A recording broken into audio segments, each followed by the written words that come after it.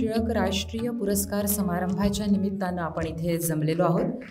आजच्या कार्यक्रमाचे प्रमुख पाहुणे माननीय श्री शरद पवार, माननीय सुधा मूर्ती, माननीय डॉक्टर शाहू महाराज, माननीय डॉक्टर दीपक टिळक, माननीय डॉक्टर रोहित टिळक, माननीय डॉक्टर गीताली टिळक आणि माननीय डॉक्टर प्रणिती टिळक आणि उपस्थित सर्व मान्यवर, लोकमान्य टिळक स्मारक ट्रस्टच्या वतीनं मी वसुंधरा काशीकर आपणा सर्वांचं मनापासून स्वागत करते। कार्यक्रमाची सुरुवात आपण सर्वप्रथम लोकमान्य टिळकांच्या पुतळ्याला हार घालून करणार आहोत। मान्यवरांना विनंती आहे की त्यांनी लोकमान्य टिळकांच्या पुतळ्याला हार घालावा।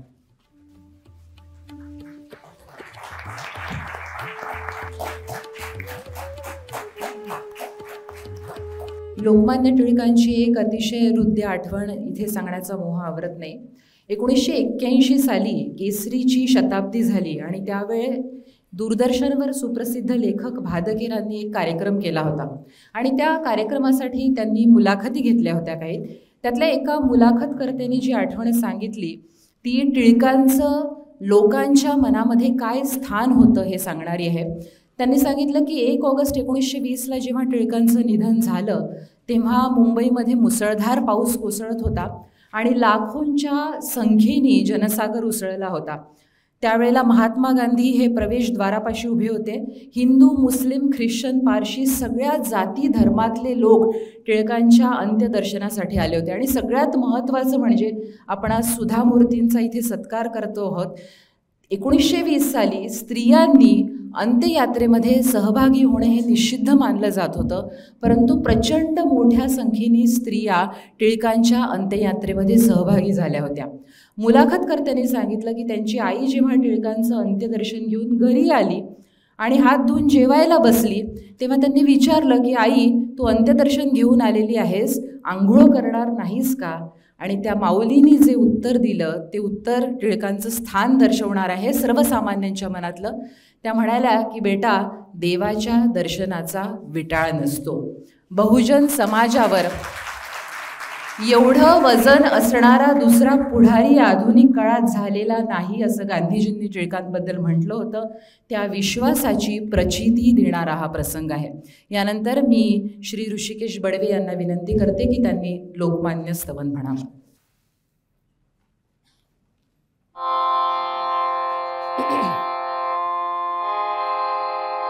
वंदन तुझ लोकमान्य टिळक भास्करा, वंदन तुझ लोकमान्य टिळक भास्करा. स्फूर्ती देय बालकास स्फूर्ती सागरा, वंदन तुझ लोकमान्य टिळक भास्करा. पारतंत्र्य गाढतिमिर देश झोपला, पारतंत्र्य गाढतिमिर देश झोपला. सिंहनाद केसरी करून गर्जला, जागताच देश घेत तवची आसरा. वंदन तुझ लोकमान्य टिळक भास्करा. त्याग धैर्य चातुरी न वर्णवे मला, त्याग धैर्य चातुरी न वर्णवे मला. बुद्धी वैभवास बघून लोक मोहला, शुद्ध चरित तूच राजकारणी खरा. वंदन तुझ लोकमान्य टिळक भास्करा. स्वराज्य जन्मसिद्ध हक्क आमुचा असे, स्वराज्य जन्मसिद्ध हक्क आमुचा असे. इंग्रजास सांगताच लागले पिसे, साहिल्या अनेक यातना धुरंधरा. वंदन तुझ लोकमान्य टिळक भास्करा. गीतेचे ते रहस्य स्पष्ट उकलले, गीतेचे ते रहस्य स्पष्ट उकलले. आर्यांचे मूळ स्थान तूच शोधिले, धन्य महाराष्ट्र जा सुपुत्र तू खरा. वंदन तुझ लोकमान्य टिळक भास्करा. स्फूर्ती देय बालकास स्फूर्ती सागरा, वंदन तुझ लोकमान्य टिळक भास्करा. टिळक भास्करा, टिळक भास्करा.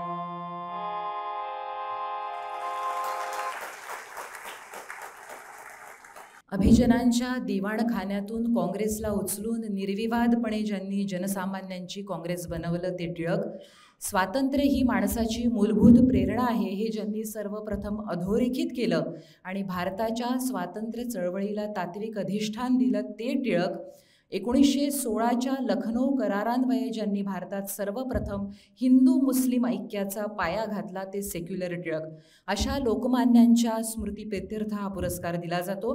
1983ला हा पुरस्कार प्रदान करण्यास सुरुवात झाली आणि राष्ट्राच्या विकासामध्ये मोलाचं योगदान देणाऱ्या व्यक्तींना हा पुरस्कार दिला जातो.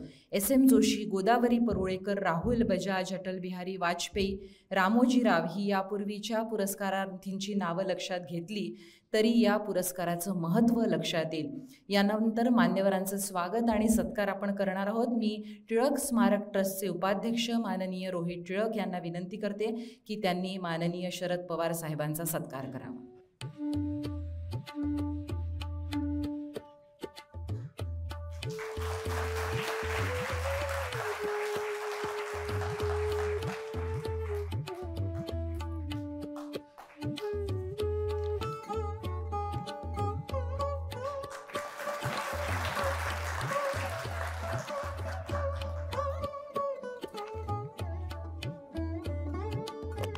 श्री रमेश चेन्निथला, माजी गृहमंत्री केरळचे, हे सुद्धा या कार्यक्रमाला उपस्थित राहणार होते, परंतु आपल्याला वायनाडची दुर्घटना माहिती आहे त्यामुळे ते या कार्यक्रमाला उपस्थित राहू शकले नाही. यानंतर आपण श्री नारायण मूर्ती या कार्यक्रमासाठी खास उपस्थित आहे त्यांचा सत्कार करणार आहोत. मी विनंती करते माननीय श्री रोहित टिळक यांना की त्यांनी श्री नारायण मूर्ती यांचा सत्कार करावा. In the 1980s, this person had the foresight and the vision that India could lead the world in the field of software exports and generate huge employment. Thus, he went about and established a software development company in 1981, which today has a head count of over 3 lakhs employees. He, who has always prioritized the creation of wealth and its distribution, leading by the example he has shown that capitalism can be compassionate, he is the none other than but the founder of Infosys, Mr. Narayan Murthy.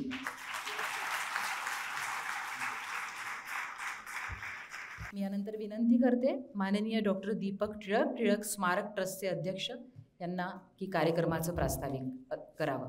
आज ज्यांना आपण टिळक राष्ट्रीय लोकमान्य टिळक पुरस्काराने सन्मानित करणार आहोत त्या सौभाग्यवती सुधा मूर्ती या ठिकाणी प्रमुख पाहुणे म्हणून उपस्थित आहेत ते श्री शरदराव पवार, श्री नारायण मूर्ती आणि संस्थेचे सर्व विश्वस्त रोहित टिळक, डॉक्टर गीताली टिळक, डॉक्टर प्रणती टिळक, सरिता साठे, अनेक मान्यवर आज या सभागृहात उपस्थित आहेत ते सर्व आणि टिळक प्रेमी बंधू भगिनी.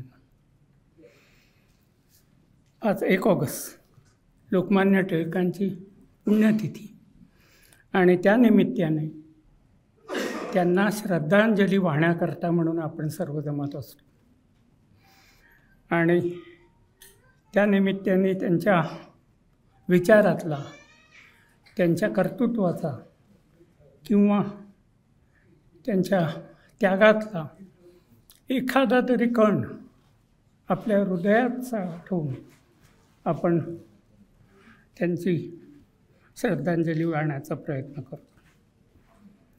लोकमान्य टिळकांचं कार्य हे खरं म्हटलं तर सगळ्यांना माहिती आहे, दरवर्षी मी सांगत असतो. कारण स्वराज्याचे उद्गाते, राष्ट्रीयत्वाचे द्रष्टे, अशा अनेक मल्टीफॅसेटेड त्यांची पर्सनॅलिटी होती आणि ते सगळं आपल्याला माहिती आहे.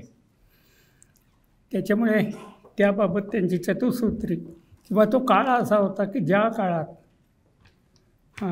संपूर्ण आपल्या स्वतंत्र भारताचा किंवा पुढल्या आधुनिक भारताचा विकास होणार होता, त्याचा पाया हा लोकमान्य टिळकांनी रचला आणि तो इतका भक्कम असा रचला की अनेक ठिकाणी तेव्हा अनेक देश स्वतंत्र झाले पण भारतात लोकशाही राहिली. आणि ते काम तेव्हापासून म्हणजे स्वराज्याचा उच्चार केला तेव्हाच ते नेहमी सांगत असत, नुसतं स्वराज्य नाही. म्हणजे अनेक जण आपण म्हणतो की आम्ही सुराज्य करू, सुराज्याची गोडी स्वराज्यात नाही. आपलं हे लोकमान्य टिळकांचं त्यावेळेला वाक्य आहे की खूप चांगलं हे असलं तरी सोन्याच्या पिंजऱ्यातला पोपट आणि बाहेर अरण्यात तो मुक्तपणाने वावरत असतो तो पोपट, या दोघांच्या ह्याच्यात फरक आहे. आणि ते समजून सांगत असत आपल्या भाषणात. आणि असं हे सगळं कार्य त्यांची चतुसूत्री की ज्याच्यावर स्वराज्य, स्वदेशी, राष्ट्रीय शिक्षण याच्यावर संपूर्ण पुढला हा भारत उभा आपला होतो आहे आणि अजून आधुनिकतेकडे आपण चाललेलो आहोत. हे सगळं जे आहे त्यांचं अर्थकारण आहे, हे सगळं माहिती आहे सगळ्यांना. परंतु काही गोष्टी मी मुद्दामून वेगळ्या काढल्या की ज्या त्या मानाने माहिती नाही. जसं कार्ल मार्क्सची ओळख, त्याचं जे काही विचार होता त्याचं हे पहिल्यांदी 1881च्या मराठा अंकात लोकमान्यांनी भारतात लिहिलं आणि लोकांना समजवून सांगितलं. अनेक आपल्याकडे असं हे आहे की NM जोशांनी नंतर 2003ला अमृत बाजार पत्रिकेत प्रथम लिहिलं, पण तसं नाही. ते लंडनला प्रकाशित व्हायच्या अगोदर लोकमान्यांनी मराठा म्हणून केसरी आणि मराठा ही जी 2 वर्तमानपत्रं होती त्यातल्या मराठात हे त्याची ओळख करून दिली सगळ्यांना. आणि कामगारांचं श्रम हे याच्यात कॉस्टिंगमध्ये कसे तऱ्हेने धरले जातात याच्या तऱ्हेचा तो सगळा विचार त्यांनी लोकांना सांगितला. त्याच्या पुढलं एक हे सांगतो, आपल्या रँडवध माहिती. रँडवधच्या अगोदर ओरायन हा काही ग्रंथ त्यांनी जो लिहिला तेव्हा ब्रिटिशांनी अशी सगळ्याभर हे करून दिलेली होती की आपले रानटी लोक भारतात त्यांना काही सिव्हिलायझेशन नाही आणि हे अतिशय रानटी याचं लोक आहेत. आणि असं असताना आपण लोकमान्यांनी ओरायन हा ग्रंथ लिहिला, ज्योतिर्गणिताच्या अभ्यासातून त्याने तो लिहिला. आणि आपले वेद हे किती प्राचीन आहेत याचं जे काही मॅक्स मुलरनी वगैरे 1200 वर्षापूर्वी वगैरे म्हटलं होतं ते 4500 वर्षापूर्वी कसे वेद लिहिले गेले आणि तेव्हाचं सिव्हिलायझेशन कसं होतं हे खरं म्हटलं तर लोकमान्यांनी प्रथम लंडनला एक शोधनिबंध पाठवला. तेच पुस्तक आपण आता म्हणतो. परंतु तो सगळ्या लोकांनी त्याला खूप मान्यता दिली आणि मुख्य युरोपमध्ये त्याला मान्यता मिळाली. त्यानंतर रँडचा वध. आपल्याला माहिती आहे प्लेगची साथ. प्लेगच्या साथीबरोबर त्यावेळेला नंतर अत्याचार झाले, लोकमान्यानं तुरुंगवास घडला. परंतु त्याच्या अगोदर लोकमान्यांनी जनतेला खूप मोठ्या प्रमाणावर प्लेगबाबतचं काय आहे म्हणजे काय आहे, याची लस कशी असते, हा रोग कसा आपल्याला काबूत आणता येईल वगैरे खूप लिहिलं. तेवढं लिहून थांबले नाही. जेव्हा प्लेग प्रत्यक्षात फैलावत होता, मरत होते, तेव्हा पुण्यात हॉस्पिटल काढलं मुद्दा म्हणून वेगळं असं, कारण इंग्रजांच्या हॉस्पिटलमध्ये जायला लोक तयार नव्हते. त्याच्यामुळे एक वेगळं हॉस्पिटल उभं केलं. सध्या PYC वगैरे आहे त्या ठिकाणी पुण्यात हॉस्पिटल उभं केलं. आणि त्याहीपेक्षा अधिक महत्त्वाचं की त्यांना ही लस कशी तयार करायची, तर कशी करतात हे सगळं समजावून घेतलं, त्यांच्याशी चर्चा केली. आणि त्यांना असं हे झालं की आपण हे सगळं पुण्यातही अशा तऱ्हेचं एक प्रयोगशाळा असावी आणि म्हणून त्यांनी त्याच्यावर प्रयत्न केले. आजपर्यंत हे आम्हाला माहिती नव्हतं. 2003ला NCLमध्ये एक फिल्म दाखवली, अनसंग सायंटिस्ट, लोकमान्य टिळक. आणि त्या फिल्ममध्ये त्याबाबतचा जो काही हे आहे तो स्टोन म्हणजे त्याचं उद्घाटनाचं नाही, परंतु जमिनीवर आता बांधकाम करायचं, त्या बांधकामावर हे केलं होतं. तेव्हा जमीन मिळेना, तेव्हाही केसरीतून टिळकांनी सगळ्यांना अपील केलं. आणि त्या अपीलमध्ये दिनशा पेटीट या एक गृहस्थ होते, त्यांनी आणून स्वतःहून पुढे आले आणि म्हणाले माझी इंजिनिअरिंग कॉलेजच्या इथं जमीन आहे 5 एकर, ती जमीन तुम्ही घ्या. आणि तिथे तो स्टोन बसवला गेला. हे जसं नंतर आत्ताच कळतं आहे तशा अजूनही अनेक आहेत की रँडच्या याच्यानंतर परत त्यांनी आर्यांच्या मूळ वस्तीस्थान कुठे आहे हे ऋग्वेदाच्या रुचेवरून त्याच्यावर पुस्तक लिहिलं. गीतारहस्य माहिती आहे. गीतारहस्यावर मी तो स्वतंत्र विषय आहे, तो या ठिकाणी बोलायला पाहिजे असं नाही. परंतु पुढेही अशा अनेक गोष्टी आहेत की ज्या ते करत राहिले. आणि एखादा हे कसा असतो की ते हे संशोधन हे निघालं नाही, परंतु नंतर टिळकांना तुरुंगवास झाला. 1.5 वर्ष सश्रम कारावास होता.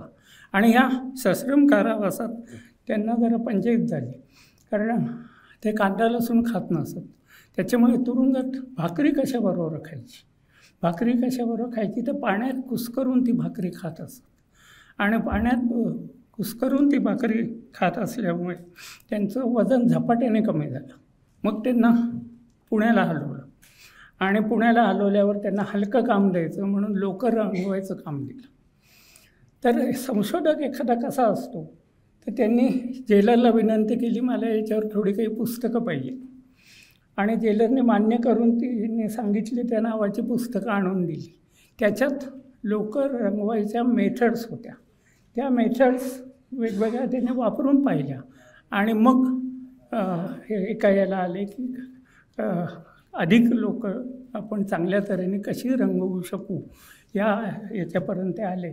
पुढे त्यांची सुटकाही झाली. वर्ष 6 महिने अगोदरच सोडलं. परंतु कारण सगळ्या युरोपमधल्या विद्वान लोकांनी पत्र लिहिलं राणीला की हे भलत्यालाच तुम्ही खुनाच्या ह्याच्यात पकडलं, हे काही हे नाही आहेत, हे एक संशोधक आहेत आणि त्या दृष्टीने त्यांच्याकडे पाहण्यात यावं म्हणून हे केलं. मराठी भाषा म्हटलं 1400 शब्द नवीन दिलेले आहेत लोकमान्यांनी. नोकरशाही हा असा ब्युरोक्रेसी नेहमी लिहित असत. त्यांना खूप दिवसांनी एकदम तो शब्द सुचला आणि त्यांना खूप आनंद झाला. ते म्हणाले मला शब्द सापडला, मराठी शब्द. आणि असे गोलमेज परिषद असू दे, अंदाजपत्र, हे सगळे शब्द लोकमान्यांनी मराठी भाषेला दिलेले आहेत. त्याच्यामुळे सारखं त्यांचं कशावर ना कशावर तरी हे चालत असेल. तसंच एक मोठं असं काम आहे ते जेव्हा याला गेले, मंडालेत गेले, तेव्हासुद्धा गीता रस्य वगैरे आपल्या माहिती, पण ते जर्मन भाषा त्यांना शिकायची होती. जर्मन भाषा शिकली. त्याच्याशिवाय मॅक्स मुलरचं बाकीचं किंवा जर्मन विचारवंतांचं त्यांना विचार कळले नसले. त्याच वेळेला वाचनात त्यांच्या हे आलं की अरे सोडियम कार्बोनेट माझ्या मते घातलं की पदार्थ खुसखुशीत होतात. त्याबरोबर त्यांनी ताबडतोब हे केलं आणि ते त्या सातूच्या पुऱ्या हे करून पाहिल्या. हो म्हणता खरंच होतं. स्वतःचं डाएट मंडालेच्या ह्याच्यात त्यांनी बसवलं.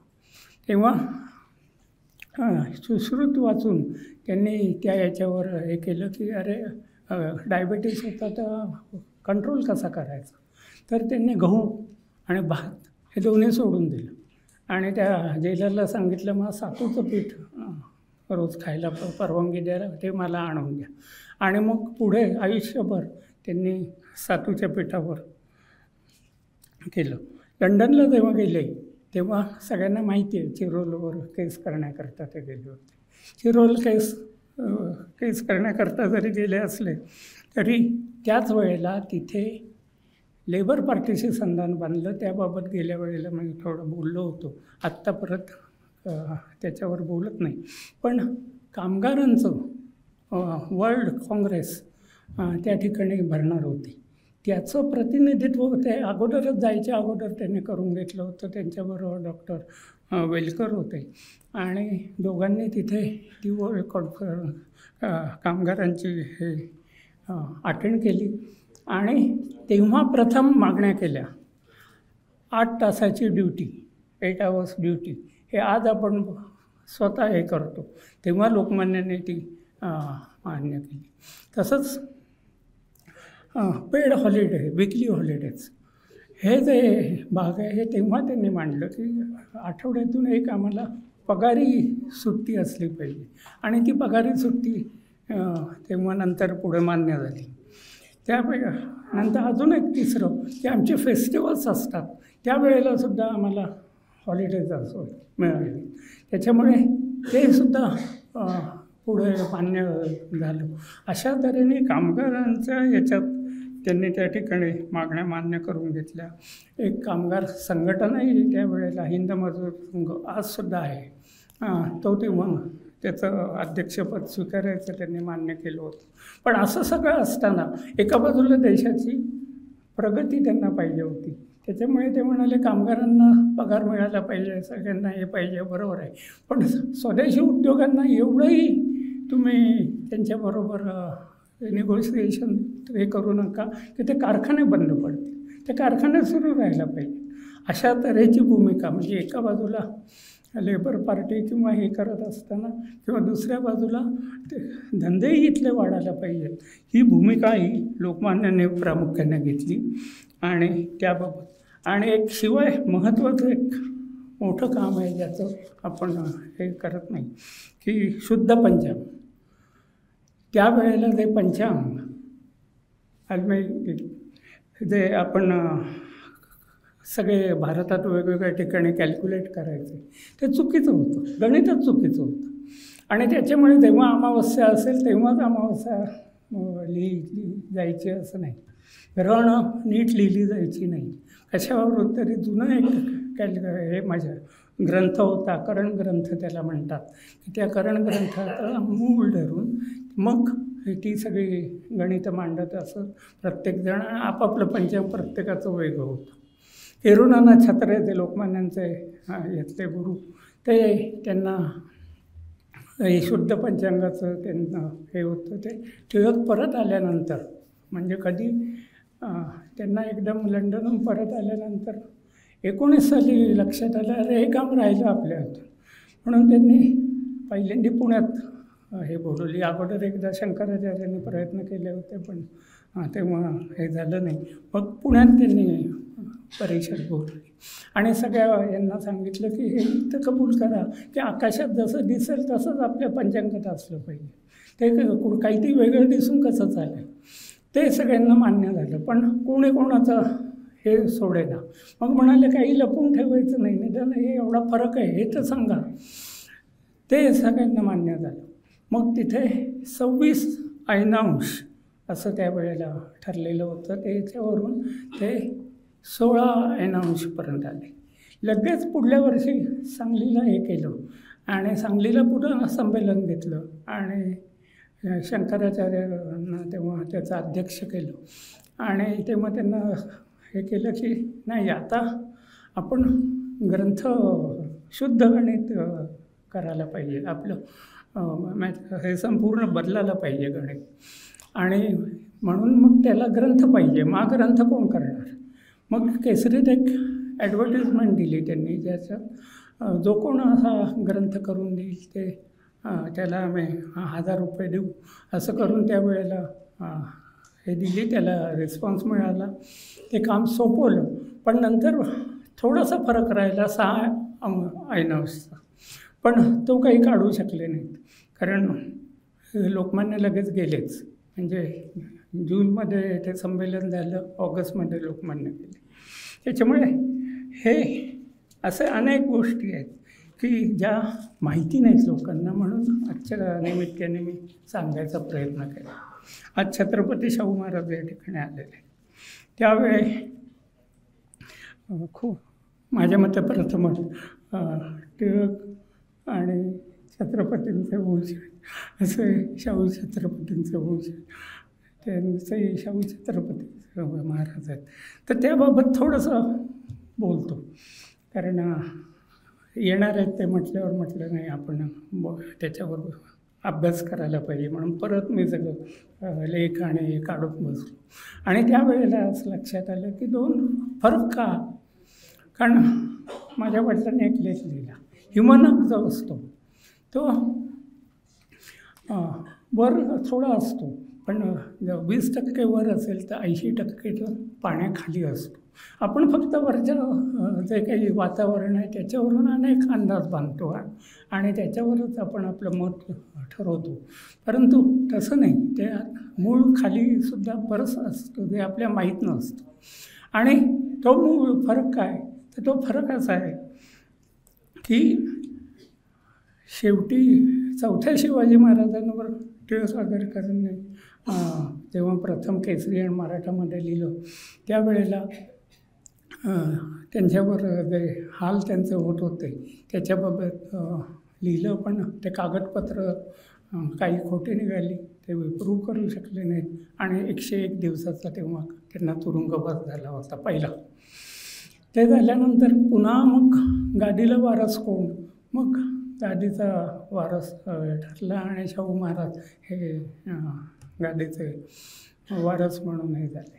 पहिल्यांदा सुरुवातीला त्यांनी साहजिक तरुण तेही होते, त्यांनाही स्वातंत्र्य किंवा पाहिजे होतं, परंतु ते संस्थानिक होते. संस्थानही ब्रिटिशांच्या ताब्यात होती आणि एखादी चूक जरी एखाद्या संस्थानिकाने केली तरी त्याला ताबडतोब कसं हे करता येईल.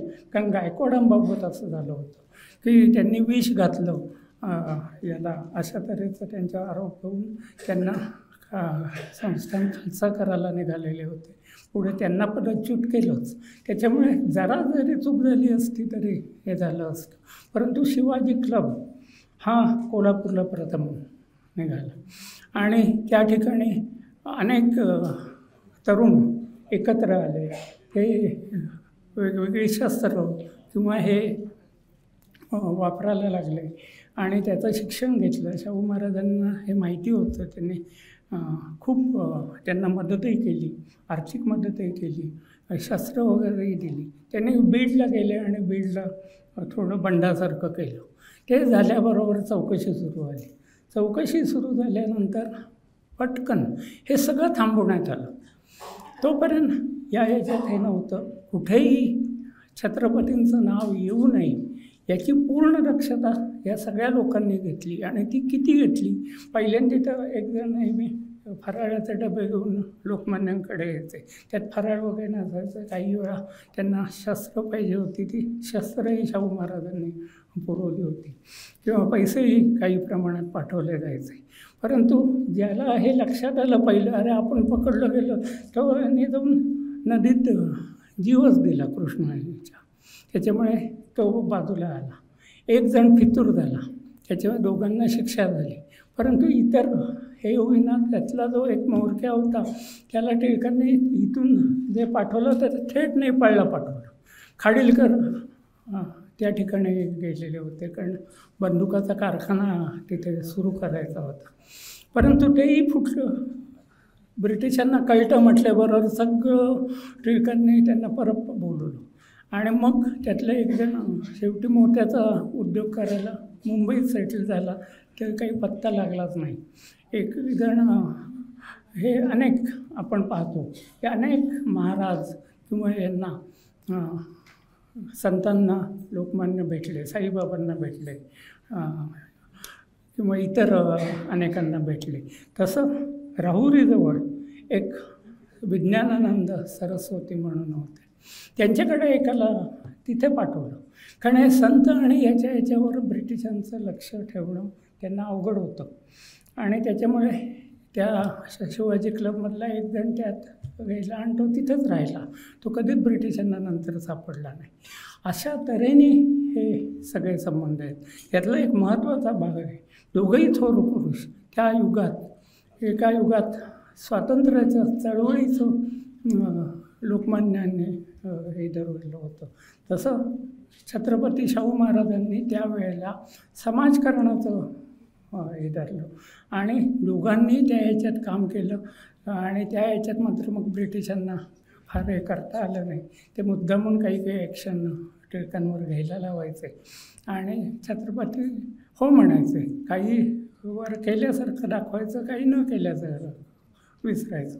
अशा तऱ्हेचे हे संबंध होते. आणायचे या ठिकाणी छत्रपती शाहू महाराज आलेत म्हणून मी या गोष्टीचा उल्लेख करतो. Every 1 August the Tilak Swaraj संघ holds a Lokmanya Tilak Excellence National Award ceremony to honor those who have sacrificed for the development and progress of strong and modern India. This event is more than an award-giving ceremony. It is a thought-provoking activity, eagerly anticipated by the people. The Trust has honored many leaders across various sectors, offering the young generation of India role models. The first recipient award was S.M. Joshi in 1983. Notable awardee includes Srimati Indira Gandhi, Shankar Dayal Sharma, Sri Atal Bihari Vajpayee, Dr. Manmohan Singh, Sri Pranab Mukherjee, Sri Narayan Murthy, Sri Dr. Swaminathan, Dr. Varghese Kurian, Shivthanu Pillai, Sri Rahul Kumar Bajaj, Sri Madhavan Nair, Sri Kota Hariharan, Vikas and Prakash Amte, E. Sridharan, Sonam Wangchu, Baba Kalyani, and many more. The last year's recipient, Sri Narendra Modi ji, and this year the trustees of Tilak Smarak Trust have unanimously decided to confer the award to Padma Shri Sudha Murthy, an eminent author, social worker, and entrepreneur. We believe you will accept the selection of the awardee. The award consists of a memento, citation, and 1 lakh rupees. We are proud to confirm the Lokmanya Tilak National Award to both Sri Narayan Murthy 20 years back and now Srimati Sudha Murthy.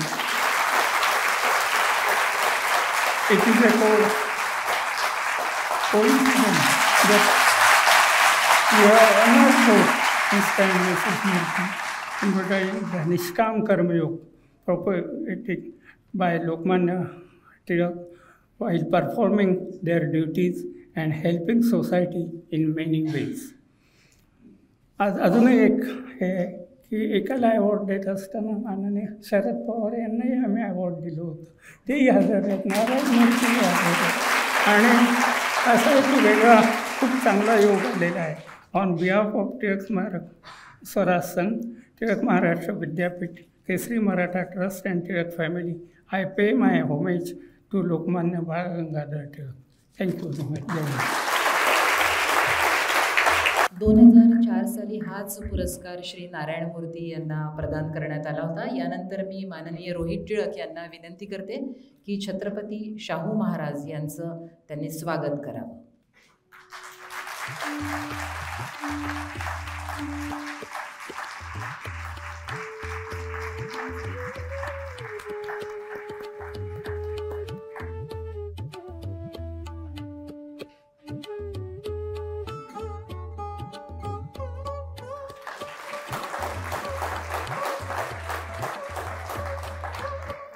आज कोल्हापूरचे छत्रपती शाहू महाराज या प्रसंगी उपस्थित आहे आणि याचं काय ऐतिहासिक महत्त्व आहे हे जाणकारांना, इतिहास अभ्यासकांना चांगलं माहिती आहे. आणि म्हणून या पार्श्वभूमीवर एक प्रसंग आवर्जून सांगितला पाहिजे. प्रबोधनकार ठाकरे यांनी त्यांच्या आत्मचरित्रामध्ये हा प्रसंग लिहिला आहे की छत्रपती शाहू महाराज आणि लोकमान्य टिळक या थोर महापुरुषांचे आपापसातले संबंध कसे होते. तर चिरोल यांच्या खटल्याची सुनावणी सुरू होती ब्रिटनमध्ये आणि त्यावेळी टिळकांचे वकील होते करंदीकर. आणि करंदीकर हे मुंबई सरकारचे सचिव एल रॉबर्टसन यांची तपासणी घेत होते. करंदीकर वकिलांनी रॉबर्टसन यांना प्रश्न विचारला की चिरोल यांना ज्या ज्या खात्यातले कागदपत्र किंवा माहिती हवी असेल ती त्यांना गुप्तपणे देण्यात यावी असं कॉन्फिडेन्शियल पत्र तुम्ही काढलं होतं का. त्यावेळेला करंदीकर वकिलांनी हा प्रश्न केल्यावर त्यांनी सांगितलं, रॉबर्टसन यांनी, की नाही, सरकार तटस्थ आहे, सरकारने असं काहीही केलं नाही. परत त्यांनी विचारलं आणि मग करंदीकर वकिलांनी रॉबर्टसन यांच्या सहीचं ते पत्रच कोर्टासमोर सादर केलं. आणि ते पत्र हे शाहू महाराजांच्या खास किल्ली कुलपामध्ये बंद होतं आणि ते पत्र पाहून ब्रिटिश सरकार खजील झालं. त्यानंतर प्रबोधनकार ठाकरे हे जेव्हा छत्रपती शाहू महाराजांना भेटले त्यावेळेला त्यांनी महाराजांना या पत्राबद्दल विचारलं आणि महाराज त्यांना उसळून म्हणाले, शाहू महाराज, मग काय, ते पत्र दाबून ठेवून टिळकांना आम्ही गोत्यात आणावं काय. त्यांच्या देशभक्तीबद्दल आमच्या मनामध्ये जराही शंका नाही, वाद हा जितक्यास तितका असावा. यावरून छत्रपती शाहू महाराजांची दृष्टी किती विशाल होती याचं दर्शन घडवणारा हा प्रसंग आहे. आणि ज्यावेळेला टिळकांच्या मृत्यूची बातमी, निधनाची बातमी त्यांना पोहोचली, जेवत होते छत्रपती शाहू महाराज आणि आपल्या समोरचं ताट त्यांनी बाजूला सारलं आणि त्यांनी म्हटलं की मर्द माणूस गेला, आता आम्ही लढाई कोणाशी लढायची, ही टिळकांबद्दलची त्यांची भावना होती. आणि 101 दिवसांच्या तुरुंगवासाचा उल्लेख दीपक सरांच्या बोलण्यामध्ये आला. टिळकांची शाहू महाराजांबद्दलची काय भावना होती याचा फक्त एकच उल्लेख करेन की ज्यावेळेला शाहू महाराजांच्या राज्यारोहणाचा प्रसंग होता 1894 साली, त्यावेळी टिळकांनी करवीर क्षेत्री राजकीय कपिला षष्ठीचा योग असा अग्रलेख लिहिला होता आणि महाराजांना शुभेच्छा दिल्या होत्या. मला या प्रसंगी फक्त एवढंच म्हणावं वाटतं की इतिहासातले मोजके संदर्भ मोडून तोडून देशाचं तण माजवणारे लोक बघितले की त्या काळातल्या लोकांची उंची आणि प्रगल्भता आज प्रकर्षानं जाणवते. मी यानंतर आपण आज डॉक्टर प्रणती टिळक लिखित legendary Lokmanya snippets from Lokmanya's life या पुस्तकाचं प्रकाशन करणार आहोत. या पुस्तकाची संकल्पना आणि लेखन डॉक्टर प्रणती टिळक यांनी केलं आहे. मी माननीय डॉक्टर प्रणती टिळक यांना विनंती करते की या पुस्तकाबद्दल त्यांनी माहिती सांगावी. Respected recipient of the Lokmanya Tilak National Award 2024, Srimati Sudha Murthy Ma'am, Honorable Chief Guest Shri Sharad Pawar Sir, Founder of Infosys and former recipient of the Lokmanya Tilak National Award Shri N.R. Narayan Murthy Sir, Shri Shahu Maharaj, President of the Tilak Smarak Mandir Trust Dr. Deepak Tilak, fellow trustees, dignitaries in the audience, members of the press, and members in the audience who have travelled from different cities to be present here today, a very good evening to all of you. While I was on my way to Delhi with my son Ronak, I was mentioning to him how deeply honoured I am for my book to be published in the presence of all the esteemed guests today and by one of the greatest authors known in our times, who is not only admired for her literary and philanthropic work, but is greatly admired by one and all for her approachable nature, sense of humor, and the manner in which she adorns all her achievements with the utmost simplicity, Srimati Sudha Murthy Madam. In 2016, at my father-in-law, Dr. Deepak Tilak's nudging, I had translated 2 books from Marathi to English. Both were meant for children. This was in fact prompted by my son, who was 8 years old then, asking his Abba, मला माहीत आहे की लोकमान्य टिळक खूप famous आहेत आणि खूप लोक येऊन आपल्याकडे नमस्कार करतात त्यांच्या पुतळ्याला, पण आबा नक्की त्यांनी केलंय काय? The idea of this coffee table book began to take shape with the same line of thought. I had started writing a feature for Tilak Maharashtra Vidyalay's social media account named Did You Know a Lokmanya Fact? This idea was to encapsulate Lokmanya Tilak's life journey for the younger, well-educated and well-informed set of people. I wanted the students of Tilak Maharashtra Vidyalaya and their parents to know about the journey of the great man. I was pleasantly surprised to receive regular messages after every post telling me to keep posting these facts, as it was interesting to know about the ideology of one of the greatest freedom fighters of our times. The idea of a coffee table book took shape with the idea of accommodating the short attention span of the present generation, which thrives on Reels, Insta Stories, and Snapchat. This book contains important facts about Lokmanya's inspiring life journey in a concise form. I have written this book for all. However, it is an attempt to inform the younger generations about the sacrifices and grit of this one man who fought for most of his lifespan for the freedom that we all enjoy and take for granted today. This book lays out Tilak's journey from Baal to Lokmanya. It showcases major milestones in Tilak's extraordinary yet difficult journey. I have also tried to touch upon some lesser-known facts about Lokmanya. I am sure these would make the book an interesting read. I would like to thank my parents who are present here today, my father-in-law, without whom this book would be incomplete.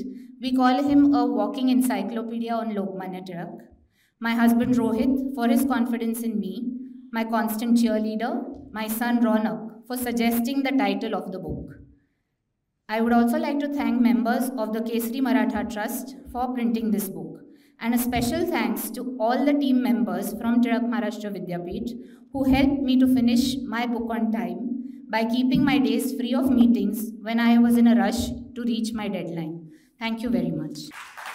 मान्यवरांना विनंती आहे की या पुस्तकाचं त्यांनी प्रकाशन करावं.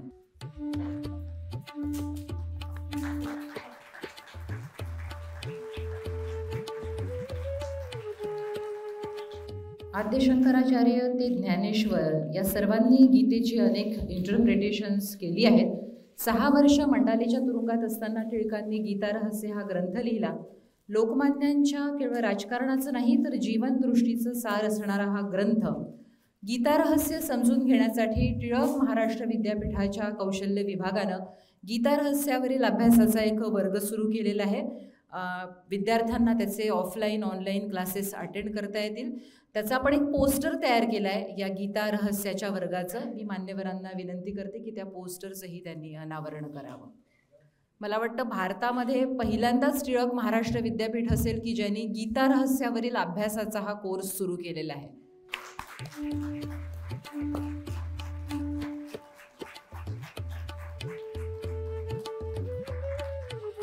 आजच्या आपल्या सन्मान मूर्ती श्रीमती सुधा मूर्ती देखील लोकमान्य टिळकांच्याच विचारांच्या पायीक आहेत. आणि हा बाणा त्यांनी लोकमान्यांच्या पुण्यातच दाखवून दिला. जेव्हा टाटा कंपनीची एक जाहिरात आली होती की त्यामध्ये खाली लिहिलं होतं की स्त्रियांनी याच्यासाठी अप्लाय करू नये, आणि त्यावेळेला थेट JRD टाटांना सुधा मूर्तींनी पत्र दिलं आणि त्यांनी विचारलं की का ज्या स्त्रिया या एलिजिबल असतील, गुणवत्तेच्या असतील, त्यांनी का अप्लाय करू नये. आणि हा जो प्रश्न त्यांनी विचारला त्याची दखल JRD टाटांनी घेतली आणि गुणवत्तेच्या आधारावर कारखान्यात काम करणं हा कोणत्याही महिलेचा अधिकार असून तो मी मिळवणारच अशी बाणेदार प्रतिज्ञा त्यांनी पुण्यात केली, ज्यापुढे टाटांना सुद्धा नमतं घ्यावं लागलं. आणि त्या पहिल्या महिला अभियंत्या होत्या टाटा कंपनीतल्या. मी माननीय रोहित टिळकांना विनंती करते की त्यांनी सुधा मूर्तींचा परिचय करून द्यावा. Respected dignitaries on the dais, of the dais, media colleagues and friends. It is indeed my privilege to introduce the remarkable life and achievement of Srimati Sudha Murthy, a name synonymous with philanthropy, literature, and social service. Her journey is not just a testament to personal success, but also a beacon of inspiration for countless individuals around the globe. As an electrical and electronics engineer, she broke the barriers as the only female engineer in a division at Telco, paving the way for future generations of women in engineering.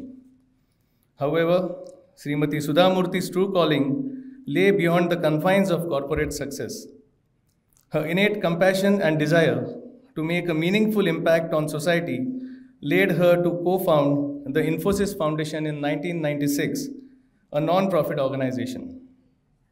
Over 25 years, she spearheaded numerous projects across India in healthcare, education, art and culture, women's empowerment, and public hygiene, touching the lives of millions through various initiatives.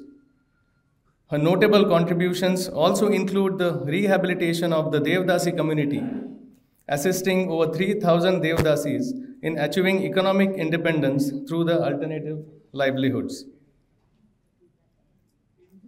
Under her able guidance, during 16 natural disasters, the foundation established libraries in more than 70,000 schools in Karnataka and built 15,000 toilets and 5 dormitories.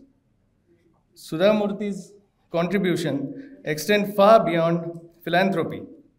She is a prolific writer in both English and Kannada, with several best-selling novels, short stories, and children's books to her credit. The renowned titles like Grandmother's Bag of Stories, Gently Falls the Bakula, 3,000 Stitches, The Day I Stopped Drinking Milk, and Wise and Otherwise has resonated deeply with the readers of all ages, transcending cultural and linguistic barriers. In addition to her literary accomplishments and philanthropic endeavors, Sudha Murthy is a loving wife and a mother who has successfully balanced her family responsibilities with her professional and social commitments. Her partnership with Mr. N.R. Narayan Murthy, the co-founder of Infosys, has been a source of strength and support throughout her journey, exemplifying a partnership built on mutual respect, shared values, and a commitment to making a difference in the world. Srimati Sudha Murthy's life is characterized by humility, grace, and relentless pursuit of excellence. She remains deeply rooted in her cultural heritage, drawing inspiration from her upbringing in Karnataka and continuing to champion the cause of education and women empowerment. For her tireless efforts, she has been awarded with the Padma Shri in 2006 and Padma Bhushan in 2023 by the Government of India, the R.K. Narayan Award for Literature in 2006, the Lal Bahadur Shastri Award in 2020, the Sahitya Academic Award for 3 titles in 2023, and the list goes on. It is commendable to note that Srimati Sudha Murthy has received 17 honorary doctorates from universities across India, include IIT Kanpur. Most recently, Honorable President of India has nominated her as the Member of Parliament of Rajya Sabha. Srimati Sudha Murthy's testament to the limitless possibilities that arise when talent, compassion, and determination converge. She embodies the spirit of true humanitarian whose legacy will continue to inspire generations to come. As we reflect on Sudha Murthy's life and career, it becomes clear that her impact extends far beyond the accolades and honors she has received. Her story reminds us of the power of perseverance, the importance of giving back to society, and the profound impact a single individual can have on the world. Let us celebrate her achievements today and pledge to carry forward her vision of a more inclusive and compassionate world. Thank you very much. Tilak स्मारक ट्रस्टचे अध्यक्ष माननीय श्री दीपक टिळक आणि मान्यवरांना विनंती करते की त्यांनी लोकमान्य टिळक राष्ट्रीय पुरस्कार श्रीमती सुधा मूर्ती यांना प्रदान करावा.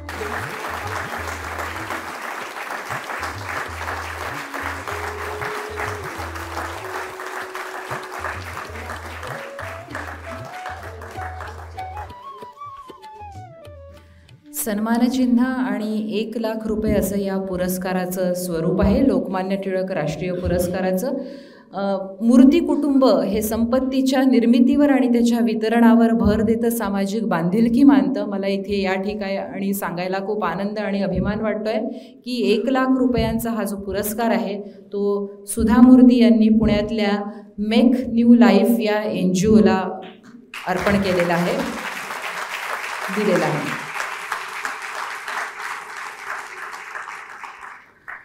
आज या प्रसंगी कोल्हापूरचे खासदार माननीय डॉक्टर शाहू महाराज इथे उपस्थित आहेत. छत्रपती शाहू महाराज, शाहू महाराजांच्या सामाजिक बांधिलकीचा वसा ते पुढे चालवत आहेत. शिवाजी महाराजांचे वंशज आणि मोगलमर्दिनी तारा राणी यांच्या गादीचा वारसा सांगणारे अनेक समित्या, संस्थांवर ते अध्यक्ष, संचालक, मानक सदस्य म्हणून काम करत आहेत आणि या त्यांच्या सामाजिक बांधिलकीसाठी आंबेडकर रत्न पुरस्कारानं त्यांना गौरवण्यात आलं आहे. मी विनंती करते माननीय शाहू महाराजांना की त्यांनी त्यांचं मनोगत व्यक्त करावं.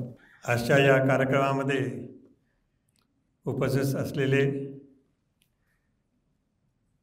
मिसेस सुधा मूर्ती, श्री पवारसाहेब, श्री दीपक टिळक, श्री रोहित टिळक यांच्या कुटुंबातील सर्व मंडळी आणि आज इथं दिल्लीमध्ये उपस्थित असलेले पहिल्यांदाच लोकमान्य टिळक अवॉर्ड दिल्लीमध्ये देत असताना उपस्थित असलेले सर्व बंधू आणि भगिनींनो, आज पहिल्यांदाच मला वाटतं मला सांगण्यात आलं की हा जो नॅशनल अवॉर्ड आहे, लोकमान्य टिळक नॅशनल अवॉर्ड 2024चा तर आहेच आहे आणि पण हा पहिल्यांदाच दिल्लीमध्ये देण्यात आला आहे. त्यामुळेच त्याच्या अवॉर्डचं आता महत्त्व किती वाढलं आहे हे आपल्या सर्वांना लक्षात येऊ शकते. आपल्याला माहीतच आहे की कोल्हापूरच्या छत्रपती घराण्याचे आणि टिळक घराण्याचे संबंध 150 वर्षापासून आहेत साधारण आणि ते नेहमीच वाढत गेलेत. आपण त्यावेळेस 19व्या शतकातला विचार केला तर निश्चितच त्यावेळेसचं कोल्हापूरचा आणि पुण्याचे संबंध काय होते आपल्याला माहीत आहेत. सगळे काय बरोबर होते असं नाही, परंतु त्यांनी दोघांनी जे विचार आहेत, विचार वेगळे वेगळे जरी असले तरी ते खऱ्या अर्थाने मित्रच होते असं म्हटलं तर चुकीचं होणार नाही. कारण शेवटी आपल्याला पुढं जायचं आहे आणि मागे वळून बघायचं नाही आहे. पुढं जायचं असलं तर आपल्याला सुधारणा निश्चित करून घ्यायच्या असतात आणि सुधारणा करून घेताना फक्त कधीकधी थोडासा फरक राहायचा, कुठल्या पद्धतीने सुधारणा झाल्या पाहिजे, कसल्या सुधारण्याला प्रायोरिटी मिळाली पाहिजे वगैरे किरकोळ गोष्टी अशांमध्ये कदाचित दुमत होत असेल. परंतु ओव्हरऑल जर पाहिलं तर त्यांना दोघांनाही पुढं जायचं होतं. भारताच्या दृष्टिकोनातून पुढं जायचं होतं. भारताला स्वातंत्र्य मिळणार हे सगळ्यांना काळ्या दगडावर रेख होती लिहिलेली आणि कधी ना कधी आपल्याला हे मिळणारच आहेत, त्यात काही प्रश्न नव्हता. अशा तऱ्हेने या दोघांचा संबंध पूर्वी होता आणि तोच मला वाटतं जयवंतराव टिळक साहेबांच्या टाईमला तो आणि पुन्हा एकदा आपण ते पिक्चरमध्ये आले. जयवंतरावांचे आणि शहाजी महाराजांचे संबंध जवळचे होते आणि ते खऱ्या अर्थाने म्हणजे असं जेव्हा शिकार अलाउड होती, शिकारीच्या कॅम्प्समध्ये जयवंतराव टिळक, मिरजचे राजेसाहेब हे सुद्धा महाराजांकडे नेहमी यायचे आणि त्या निमित्ताने आमची त्यांची ओळख होत गेली वेळोवेळी. आणखीन आत्ताही ह्या पिढीमध्ये रोहित आणखीन आमची ओळख आहेच आहे, दीपकरावची तर पूर्वीपासूनच आहे. अशा तऱ्हेने हे दोन्ही घराणे एका दिशेने चालणारे, कारण सुधारणावादी दोघंही आहेत. आपल्याला माहीतच असेल की डेक्कन एज्युकेशन सोसायटी जेव्हा स्थापन झाली तेव्हा कोल्हापूरकडून डेक्कन एज्युकेशन सोसायटीसाठी बरीच मदत झालेली होती आणि त्या काळात किती झाली होती आता मला ऑफहँड सांगता येणार नाही, परंतु अशी जी मदत होती की ती महत्त्वाची होती आणि त्यातूनच शिक्षणाचा दृष्टिकोन हा जो तयार झाला, शिक्षणाच्याद्वारे आपल्याला प्रगती करायची आहे, हे दोघांचे लक्ष एकच होते असं म्हटलं तर मुळीच चुकीचं होणार नाही. आणि म्हणूनच त्यांचा टिळक बाळ गंगाधर टिळक, लोकमान्य टिळक वगैरे जेव्हा याचे कोल्हापूरचा संबंध त्यांचा आणि एक मला सांगायचं आहे की 1920च्या आसपास ते जेव्हा इंग्लंडहून परत आले, त्यांची तब्येत जरा बरी नव्हती, तेव्हा शाहू महाराजांनी त्यांना विशेष विनंती केली होती की तुम्ही आमच्या पन्हाळ्याच्या इथं येऊन राहावा, तिथं हवा चांगली असती आणि आपण तिथं चांगली रेस्ट घेऊ शकाल, असं त्यांनी लिहिलेलं आहे. असं पत्र असं मला वाटतं आहेच आहे. आणि परंतु ते झालं नाही, कारण त्याच्या आधीच त्यांचं निधन झालं आणि मग तो विषय संपला. अशा तऱ्हेने आज लोकमान्य टिळकांच्या नावाने नॅशनल अवॉर्ड आज जो सुधा मूर्तीला देण्यात आलेला आहे. आत्ताच आपल्याला सांगण्यात आलं की त्याच्या अनेक युनिव्हर्सिटीजच्या त्यांना डॉक्टरेट्स मिळालेले आहेत. एवढ्या डॉक्टरेट्स मिळाल्यात की त्या आपण सहजासहजी मोजूच शकत नाही. अशा तऱ्हेने त्यांनी एम्फोसिससाठी जे नारायण मूर्ती साहेबांच्या बरोबर जे कार्य केलेलं आहे, त्यांना सपोर्ट एवढा जो दिलेला आहे तो विशेष आहे. आणि त्यातूनच या एम्फोसिस कंपनीची डेव्हलपमेंट आणि विस्तार एवढा मोठा आज झालेला आहे की ती एक त्यांच्या क्षेत्रामधली सगळ्यात जवळजवळ भारतामध्ये सगळ्यात महत्त्वाची कंपनी आहे आणि ज्याद्वारे पुष्कळ लोकांना एम्प्लॉयमेंट मिळतं आहे आणि आपल्या भारताला पुढं नेण्यामध्ये त्यांचा दोघांचाही मोठा हात आहे असं त्यांच्या कंपनीच्या माध्यमातून आणि त्यांच्या डायरेक्टलीसुद्धा असं म्हटलं तर चुकीचं होणार नाही. आणि अशा तऱ्हेने भारताला पुढं नेण्यामध्ये जे सुधा मूर्तींचं योगदान आहे ते महत्त्वाचं आहे. एकदा काही वर्षापूर्वी एकदा मेसेज आला मला की मॅडम इथं कोल्हापूरला आलेले आहेत आणि आपल्याला भेटू इच्छितात. तर मी म्हटलं इट्स अ ग्रेट ऑनर. आणखी त्यांना लगेच निरोप पाठवला. त्या आल्या आणि पहिली भेट आमची कोल्हापूरला झाली आणि वर्ष माझ्या लक्षात नाही, त्यांच्या लक्षात असेल कारण त्यांच्या तारखा त्यांच्या चांगल्या लक्षात असतात. तर अशा तऱ्हेने त्यांची पहिली ओळख नारायण मूर्ती साहेबांची तर माझी झाली नव्हती, पण आज त्यांना बघून अत्यंत आनंद झालेला आहे आणि त्यांनासुद्धा माझ्या या प्रसंगी त्यांच्या सुधा मूर्तींना जो लोकमान्य टिळक अवॉर्ड देण्यात आला त्या प्रसंगी त्यांना अभिनंदन त्यांचंही केलं पाहिजे, दोघांचंही अभिनंदन केलं पाहिजे. अशा तऱ्हेने योग्य व्यक्तीला आपण आता हा national award Lokmanya Tilak national award दिला आहात त्याबद्दल या संस्थेचे सगळे संचालक यांचे मी मनपूर्वक अभिनंदन करतो आणि त्यांनी आम्हाला सर्वांना इथं दिल्लीमध्ये या कार्यक्रमासाठी बोलावलं त्याबद्दल त्यांचे सर्वांचे आभार मानतो. उपस्थितांचे सगळ्यांचे आभार मानतो आणि धन्यवाद देऊन मी आपली रजा घेतो. जय हिंद, जय महाराष्ट्र. आधुनिक महाराष्ट्राचे शिल्पकार स्वर्गीय यशवंतराव चव्हाण यांच्यानंतर महाराष्ट्राचं राष्ट्रीय पातळीवरील नेतृत्व म्हणून केवळ शरद पवार साहेबांचंच नाव येतं. बेरजेचं राजकारण करणारा नेता ही पवारसाहेबांची राजकीय ओळख, पण याच पवारसाहेबांनी 2016मध्ये विचारांची देखील बेरीज करून दाखवली. मला सांगायला आनंद होतो की 2016 साली छत्रपती शाहू पुरस्कार देखील पवारसाहेबांना मिळाला होता आणि विनंती करते की त्यांनी त्यांचं मनोगत व्यक्त करावं. आत्ताच आपण विचार ऐकले ते श्रीमंत छत्रपती शाहू महाराज, माफ करा खासदार शाहू महाराज, ज्यांचा या ठिकाणी पुरस्कार देऊन सन्मान केला जातो, त्या खासदार सुधा मूर्ती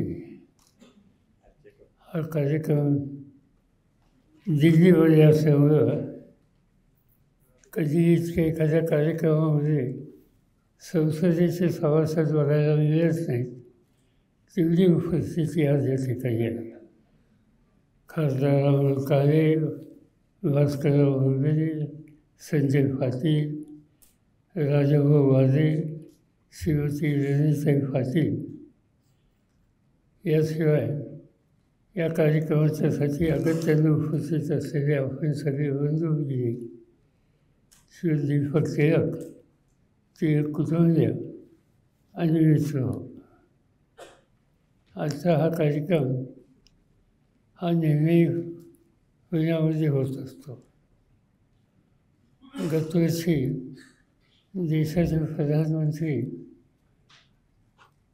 नरेंद्र मोदी यांना हा पुरस्कार देऊन त्यांचा सन्मान हा पुण्यामध्ये केला होता आणि यापूर्वी विविध क्षेत्रामध्ये या देशाच्यासाठी ज्यांनी योगदान दिलं अशा अनेक मान्यवरांना हा पुरस्कार दिलेला होता. मला आनंद आहे की यावेळीचा पुरस्कार सुधा मूर्तींना मिळतो याचा तर आनंद आहेच, पण देशाच्या राजधानीमध्ये हा सोहळा होतो आहे याचं एक प्रकारचं समाधान आहे आणि त्याच्याबद्दल त्यांना आवडलं. लोकमान्य यांच्या संबंधी काही अधिक बोलण्याच्या संबंधीची आवश्यकता नाही. देशाच्या स्वातंत्र्याचा इतिहास लिहिल्याच्यानंतर लोकमान्यांच्या सहभागाशिवाय तो इतिहास कधी पुरा होऊ शकत नाही. एक काळ असा होता की इंग्रजांच्यापासून देशाची सुटका करावी यासाठी विचार विनिमय करण्याच्या संबंधीची भूमिका समाजाचा एक उत्तम वर्ग हा सतत करत असेल, पण खऱ्या अर्थानं देशाचं स्वातंत्र्य प्राप्त करायचं असेल तर मर्यादित घटकांच्या सहभागाचा हा प्रश्न कधी सुचणार नाही. त्याच्यामध्ये देशाचा शेवटचा माणूस हा सुद्धा सहभागी झाला पाहिजे हे सूत्र लोकांनी मांडलेलं होतं. आणि म्हणून काँग्रेसचा चेहरा हा बदलायच्या संबंधीचं ऐतिहासिक काम एका दृष्टीनं लोकमान्यांनी त्या काळामध्ये केलं होतं. अनेक ठिकाणी ते त्या कालखंडामध्ये फिरले.